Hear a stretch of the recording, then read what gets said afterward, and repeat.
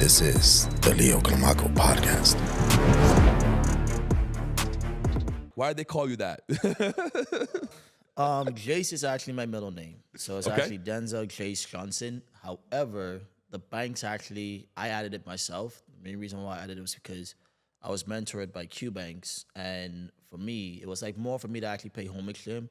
Got Because it. it's like, That's what's up. yeah, it's like if someone put me on, I'm going to go ahead and I'm loyal. So it's like, okay, hey, I'm going to take on the bank's name. At the point in time, the S wasn't available for the username. So I had the Z. And I'm from the Caribbean, so it's like, adding a Z behind something is like almost like an S. So it's like, Right. let me just use Banks instead with a Z. Incredible. Let's start at the beginning. Where are you from? What's your background? Where'd you grow up? All right. So ironically, I'm actually born here, but I was not raised here. Florida? Yeah, I was born in Florida, right inside Broward actually. But my parents are Bahamian natives. So my mom decided to move back home when I was like around 1 or 2. And Okay. I actually was, and her home was Bahamas. So I was raised in the Bahamas ever since. Not a bad place to grow up, man. Not really. But No? then also at the same time too, when you get used to an environment, it also has certain limitations. Got it. So it's like, for you, like how you say you were in New York. Yeah. Not a bad place to grow up in New York, but No. when you were, raised there, that's all you really knew. It's like, Right. it's New York, When get people used to visit, they'd be like, oh, wow, the Empire State. Right. So yeah, you get used to it. Desensitized. Yeah, in a sense. Mm-hmm. After that, I went to school. I was actually very good in basketball. Okay. So I used to actually play a lot of sports, and that's all you What'd you could've play? Two guard? So I was either a point guard or a shooting guard. At that point in time, I was one of the tallest growing up in my primary school and also high school coming in. So people wanted me to be a center. Like coaches wanted me to be a center inside primary school. I'm like, yo, Fuck that. I don't like What a I like shoot. to shoot, man. I like to make plays. I like to pass. And then eventually, when I reached out to high school, I realized that, when you start playing inside AAU and all these different guys inside the United States, these guys are big. They're tall. I'm like, nah, bro, I'm not no center. Like, I'm a guard, so I have to play as a Yeah. guard. So that's pretty much what I did. But sports, it was soccer, basketball, tennis, volleyball, track and field. Where'd you go to high school? So I went to Kingsway Academy. Go Saints, I guess. I don't know. I'm not really that much of a school spirit guy. The main reason why is because I actually hated school, bro. I hated school. Bro, I hear that from every single entrepreneur I interview. They either hated school or ended up dropping out. The thing was, for me personally, I used to actually get bullied a lot from primary school up to high school, and it was due to my mom. She was actually sick, so the way that I carried myself, I couldn't had the best things in the world because we had to pay medical bills. So it was, and I used to also sleep a lot in school too. So I had this nickname. They used to either call me Sleepy because every single class except for art and music, ironically, the subjects that people or the things that people don't see as real education, Right. I never used to sleep in those, but let it be Spanish, let it be maths or whatever. Well, I'm asleep, bro. Tired. Like I remember at one point in time, I stepped through the whole entire ninth grade. Like I'm dead ass serious. Like, bro, I'm probably just being mediocre inside the test and shit. And somehow I still end up passing all of they have these educational tests called BJCs and BJCSEs. So the education exam for BJCs was ninth grade. I think I was maybe one of the third best. Wow. So it's I had all A's, all B's, no C's.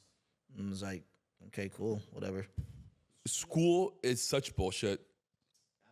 It's such a man-made build construct that it's not. They want it to be like a cookie cutter, one size fits all, but it's not. The only thing that I would appreciate from school, and I'll say this, is the time blocking. That's it. Okay. School was very structured. Yes. Every day you woke up, you know what you had to go to. Yeah. You had English, you had maths, you had physics, you had art, you had this break, you had lunch. I feel as if transitioning from school into the adult life, you should keep that timetable structure, but forget about the other, mediocre bullshit that they offer you. Because like if you was to stay structured like that throughout your whole entire day and stick to that, I think your productivity would be 110%. At the same time that I agree with you, I wish that they would teach that structure, right? Because they expect you to learn from it by just going through it. Like for example, school should teach you to have a morning routine. School should teach you how to eat. School should teach you about taxes, right? All these little important things that we call adulting, right? Should be taught in high school, and it's not. Yeah, I feel as if practicality or these subjects that actually is practical, they don't offer it inside school. Yeah. And I think one of the main reasons why is because the whole entire educational system is dependent on start, and then they define what that finish point is. And the main reason why I said that is because if you look at this whole overall wheel, you'll see that, hey, when you're inside school, you're studying, 9 times out of 10 they say, oh, well, no real profession is a doctor or a lawyer or all these different type of things. Okay, great. Okay, that might be a good profession. But what is the price point of education to obtain that degree? And when you look at it from that point, it's like, okay, hey, we're going to put this cog inside their head, make them understand that they need to do this, do that, do this. And then while their parents are paying maybe whatever X amount of school fees, when they get to college, this is where we really hit them with the 150, 200, 300,000. Correct. And then, okay, cool. Now we also need to make sure that they cannot afford it. So if they cannot afford, let's get them a loan so that they can actually provide us that money for the next 20, 25 years. So it's like more or less like whoever designed the whole entire education, school fee, making it valuable, it was not to actually say, okay, well, hey, we don't want to empower them because some people can get empowered by the profession. It's a trap. Think about it. Some people are still paying off student loan debts and they're already 40. And they graduated from college from when they was 24, 25. Yeah. And if you're Looking at them.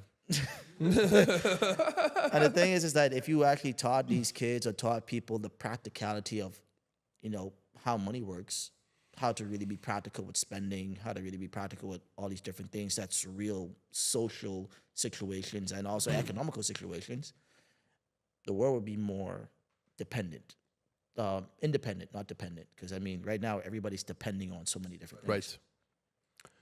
How do you think being bullied had an effect in your life? And to this day, it makes me feel like I still have something to prove. I feel as if